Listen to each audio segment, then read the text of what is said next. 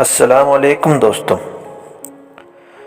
دوستو ایک دن بادشاہ نے اپنے 3 وزیروں کو دربار میں بلایا اور تینوں کو حکم دیا کہ تینوں ایک ایک تھیلا لے کر باغ میں چلے جاؤ اور وہاں سے میرے لیے اچھے اچھے پھل جمع کر کے لے آؤ۔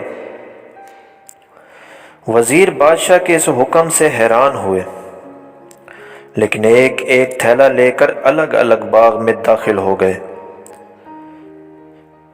پہلے وزیر نے کوشش کی کہ بادشاہ کی پسند کے مزیدار اور تازہ پھل جمع کر لیے۔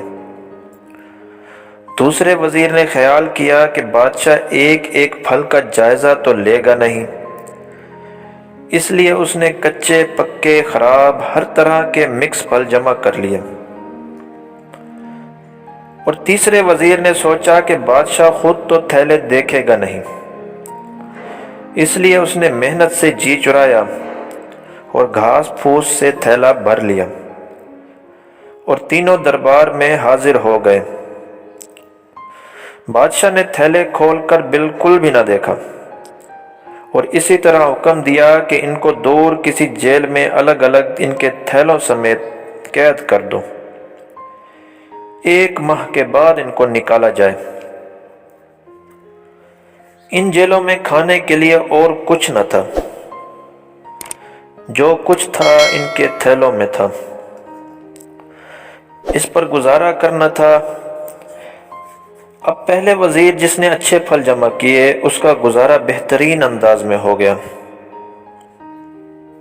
دوسرے وزیر جس نے کچے پکے ہر طرح کے مکس پھل جمع کیے تھے اس کو کافی مشکلات کا سامنا کرنا پڑا اور آخری دنوں میں وہ بیمار بھی ہو گیا۔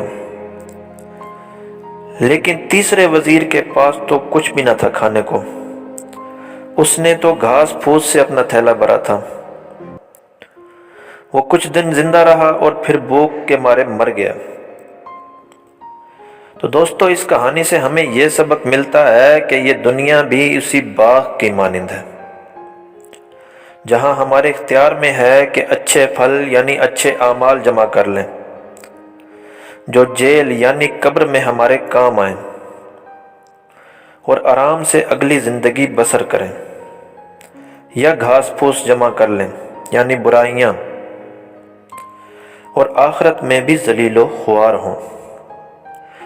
تو امید کرتا ہوں کہ آج کی میری یہ کہانی آپ کو اچھی لگی ہوگی۔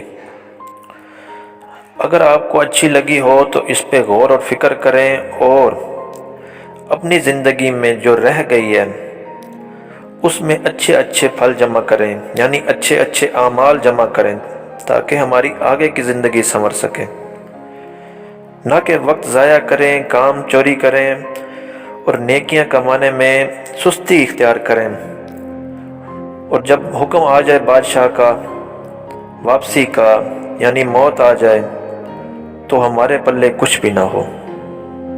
تو غور کریں۔ بہت شکریہ۔ السلام علیکم ورحمۃ اللہ۔